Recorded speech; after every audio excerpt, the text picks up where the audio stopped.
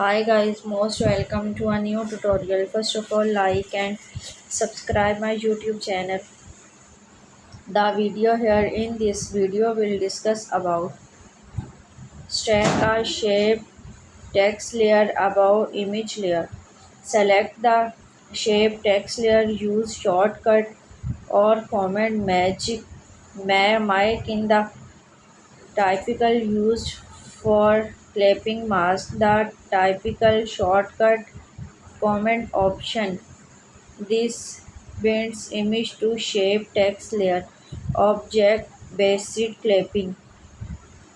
Use the panel tool shape tool to create a custom shape. Place the image layer below the shape layer. Select the shape layer.